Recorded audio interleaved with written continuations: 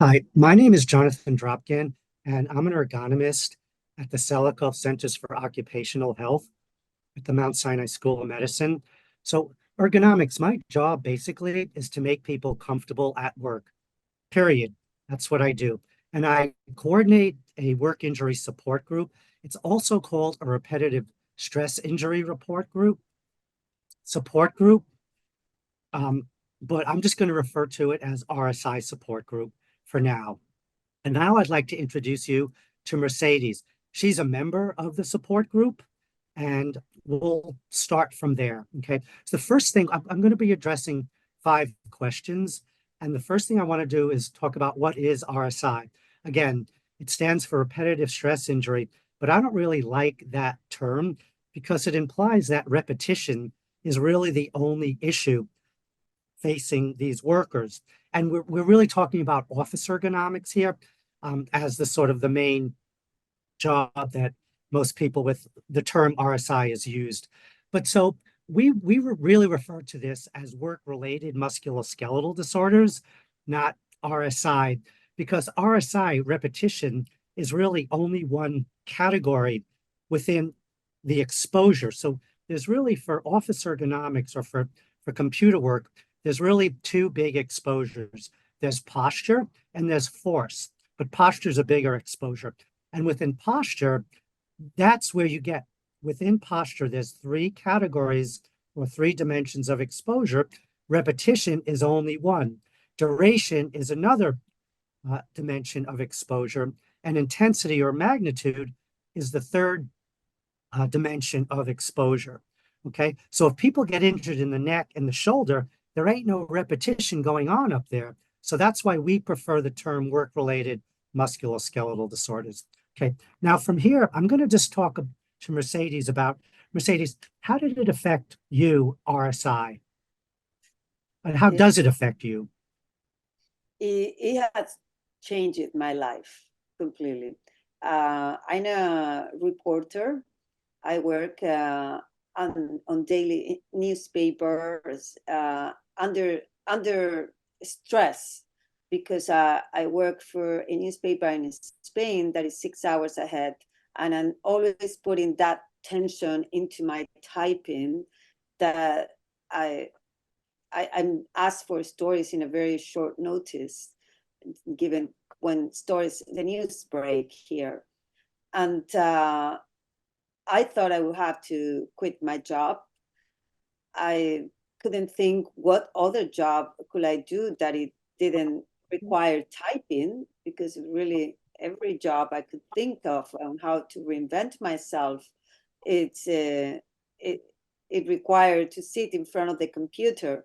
And I've been lucky because I'm still working, and that is a testimony of yes, my determination and my needs, but also the help that Selikoff have provided me. It's been very, very valuable.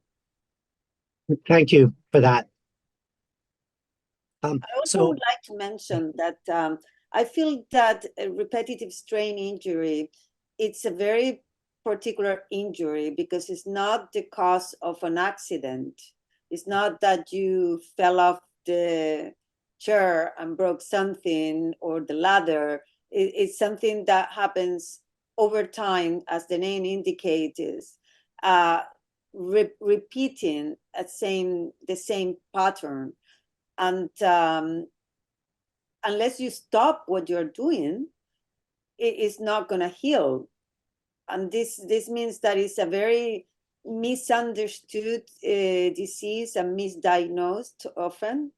And if you have an accident, most people is very supportive right away. But when you have a chronic condition that keeps happening over time, people get tired of helping you and they stop being supportive, and they end up thinking it's in your head. And frankly, not most doctors don't know what's the reason of this, and they are not helpful either. So that's why it's very important to find a place that understands what's happening. thank you for that.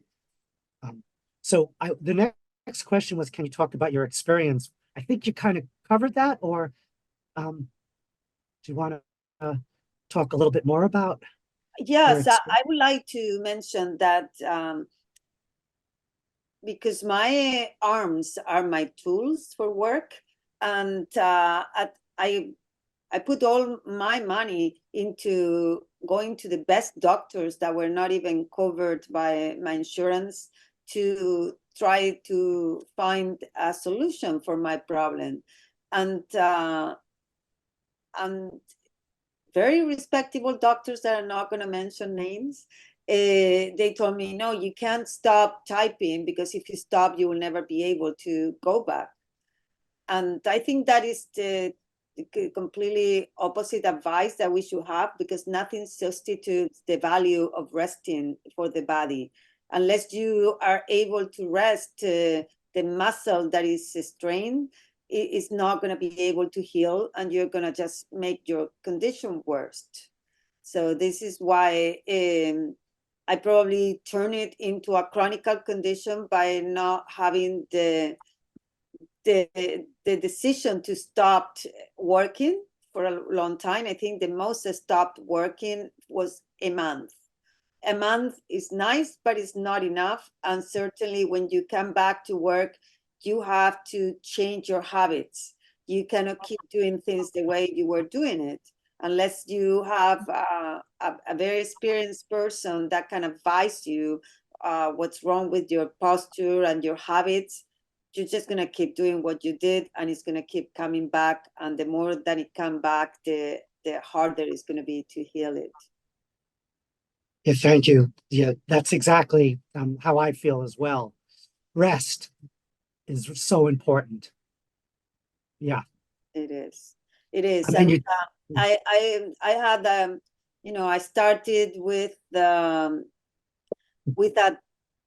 tendinitis that became a tendinosis and ended up being a tear, and it just kept going from bad to worst. But it's the first diagnosis was also tennis elbow, and a lot of people told me, "Oh, I had tennis elbow, but I healed." Yes. Did you keep playing tennis? Because I never played tennis in my life. And they say, oh, yes, I stopped playing tennis for a while until I was able to come back. Well, for me, it wasn't tennis. It wasn't a hobby. And since I had to make a living, and nobody told me this is fundamental for your recovery, I ended to a point that it wasn't anymore about typing. I just wasn't able to hold a glass of water, to bring the fork to my mouth, to brush my teeth or my hair.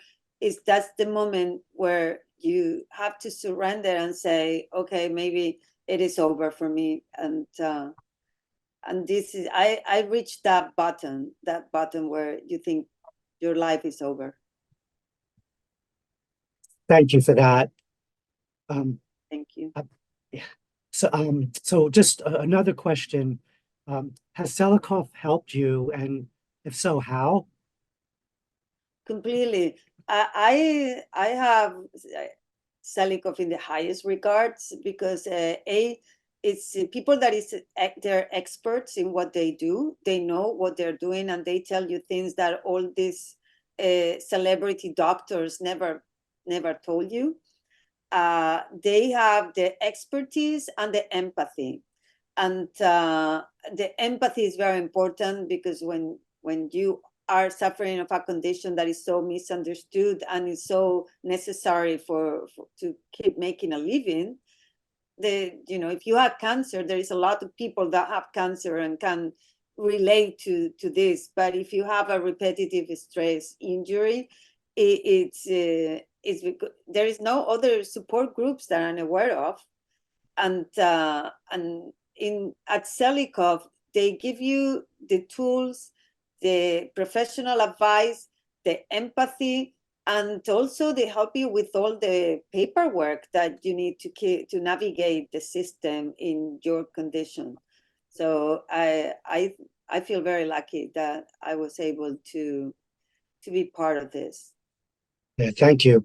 Just one more question. What would you tell injured workers, let's say 6 months out or a year out? I understand what you said before about the cumulative nature about these problems. You don't know how bad it is, and you keep doing the same thing over and over until it gets so bad you can't do anything in terms of activities of daily living. What would you say to sort of um, young people, middle-aged, even older people working that start develop symptoms? Mhm.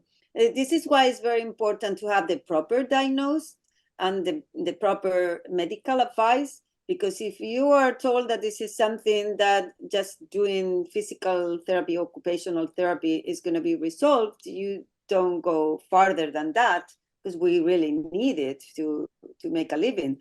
But I would say to people that if you are advised professionally that you have this kind of injury, it's better to take 3 months off than not being able to function in the rest of your life. So it might seem the end of the world to stop working for 3 months when you need to pay your bills. I totally get it. But in the big picture, 3 months, and you might be able to find your way back to function normally. If there is no comparison, it's totally worth it. It pays off only if you have the right people to give you the advice to come back to work, correcting the ergonomic problems and the conditions that cause this injury. Oh, thank you. That was really um, informative. I just want to say one more thing about the work injury support group that I forgot to in the beginning is that so we meet once a month, usually the third week of the month, and we have guest speakers most of the time. I would say 3 out of 4 times, and the guest speakers could be we've had over the last 6 months speech recognition experts, myofascial technique practitioner experts. What else? Social work, mindfulness, Alexander technique. So the guest speakers are those kind. Also, we would have maybe workers' comp lawyers in the future, and just people talking about how to navigate workers' compensation. And the months we don't have guest speakers is the group just gets together and talks about how their month was, as well as kind of tricks of the trade in terms of getting by day to day in terms of activities of daily living without increasing pain. For example, doing laundry, going shopping, even writing a check. So anyway, that's kind of what we do at this work injury support group. Like I said, it's usually once a month for about an hour and a half. Okay, so Mercedes, that's it for this. So I want to thank you with all of my heart for helping us. I'm the one that is in eternal gratitude.